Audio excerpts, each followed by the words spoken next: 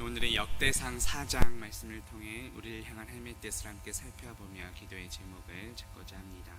이 역대기는 이스라엘 역사의 정통성을 확실하게 정리할 목적으로 인류의 시초인 아담에서부터 시작해서 그 족보를 다루고 있습니다. 역대상 1장부터 3장까지는 다윗 가문을 중심으로 아담으로부터 이 포로 세대까지의 주요 계보가 나옵니다.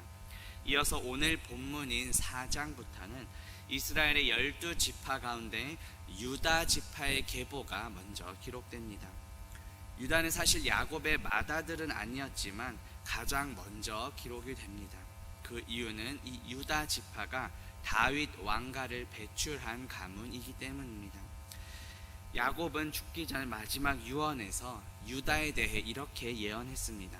창세기 40장 10절에 보면 규가 유다를 떠나지 아니하며 통치자의 지팡이가 그 발 사이에서 떠나지 아니하기를 실로가 오시기까지 이르리니 그에게 모든 백성이 복종하리로다 라고 말씀합니다.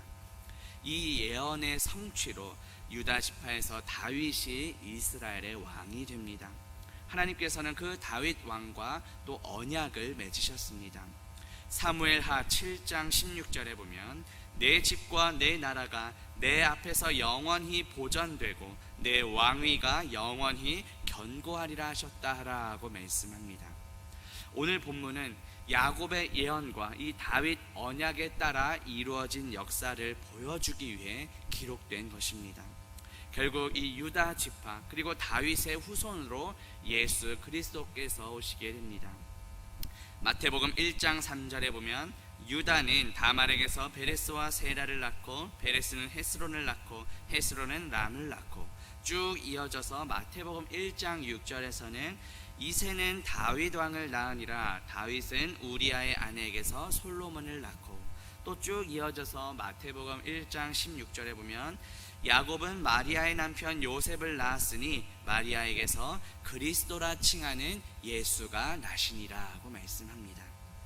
다윗과 맺으신 그 언약을 신실하게 지키시고 또 이루시며 만왕의 왕이신 예수 그리스도를 우리에게 보내주신 그 하나님의 은혜에 감사하는 저와 성도님들 되시기를 주님의 이름으로 축복합니다.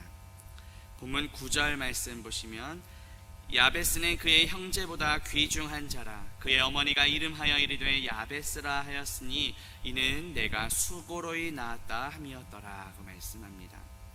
앞서 계속해서 누가 누구를 낳고 이렇게 쭉 이어지다가 본문 9절에 오니 야베스는 좀 더 특별하게 소개됩니다.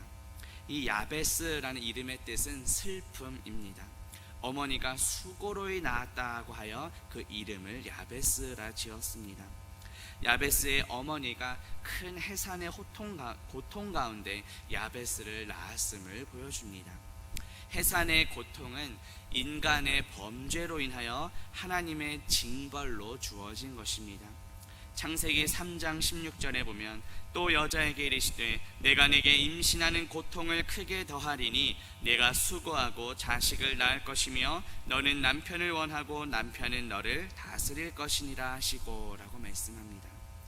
지나친 해산의 고통을 종종 성경에서 한 가문의 몰락으로 여겨지기도 했습니다. 사무엘상 4장 19절에 보면 그의 며느리인 비느하스의 아내가 임신하여 해산 때가 가까웠더니 하나님의 궤를 빼앗긴 것과 그의 시아버지와 남편이 죽은 소식을 듣고 갑자기 아파서 몸을 굽으려 해산하고 라고 말씀합니다. 이런 의미에서 볼 때 야베스가 재난과 고통의 상황에서 태어났음을 보여줍니다. 그 이름의 뜻 역시 슬픔, 즉 불행하고 어두움이 가득합니다. 이사야서 14장 3절에 보면 여호와께서 너를 슬픔과 곤고와 및 내가 수고하는 고역에서 놓으시고 안식을 주시는 날에 라고 말씀합니다. 이 포로기 당시에 고통을 표현했던 그 단어와 오늘 본문에 나오는 이 야베스란 이름의 그 어근이 동일합니다. 그런데 이 슬픔, 즉 고통이란 이름의 뜻을 가진 야베스가 어떻게 됩니까? 그의 탄생은 수고로이 나왔다. 불행했지만 성장한 후에는 영광이 나타납니다. 그의 형제보다 귀중한 자라고 말씀합니다. 특별히 야베스의 삶은 그 포로기 당시 이스라엘 백성 공동체에게 회복과 소망을 갖게 합니다. 본문 10절 보시면 야베스가 이스라엘 하나님께 아뢰어 이르되 주께서 내게 복을 주시려거든 나의 지역을 넓히시고 주의 손으로 나를 도우사 나로 환난을 벗어나 내게 근심이 없게 하옵소서 하였더니 하나님이 그가 구하는 것을 허락하셨더라고 말씀합니다. 출생이 불행했던 야베스가 어떻게 하나님의 축복을 받았는지를 보여줍니다. 야베스가 이 가문에서 존귀하게 될 수 있었던 이유는 이스라엘의 하나님께 아뢰었기 때문입니다. 아뢰다라는 말은 하나님께 간절하게 부르짖으며 기도했다라는 뜻입니다. 야베스가 기도한 이 첫 번째 복은 나의 지역을 넓히시고입니다. 야베스가 조상으로부터 물려받았던 그 땅이 매우 좁고 척박했음을 보여줍니다. 야베스는 그 본래의 삶의 조건과 환경에 머무르거나 안주하지 않고 그것을 변화시키기 위해 하나님께 간절히 부르짖어 기도했습니다. 야베스가 구한 두 번째 복은 주의 손으로 나를 도우사입니다. 성경에서 이 손은 하나님의 권능을 상징합니다. 하나님의 능력이 자신의 삶 가운데 구체적으로 임하기를 간구한 것입니다.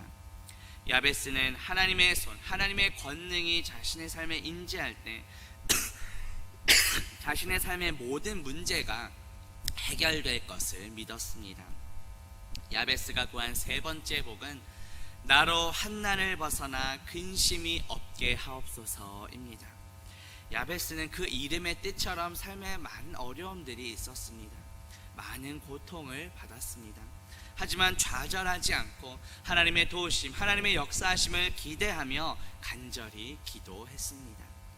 실제로 그 포로기 당시 시대에는 레위인들마저 경제적인 어려움 때문에 하나님의 성전을 버려두고 자신의 생업을 찾아가기도 했습니다. 느헤미야 13장 10절에 보면 레위 사람들이 받을 몫을 주지 아니하였으므로 그 직무를 행하는 레위 사람들과 노래하는 자들이 각각 자기 밭으로 도망하였다고 말씀합니다.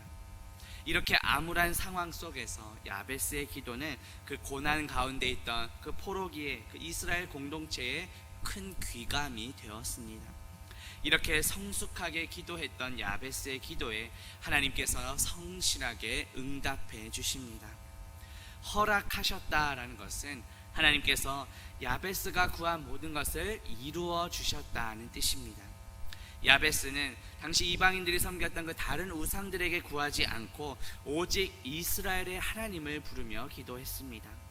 우리 하나님은 살아계시며 참되시며 또 우리의 기도를 들으시고 응답하시는 분이십니다.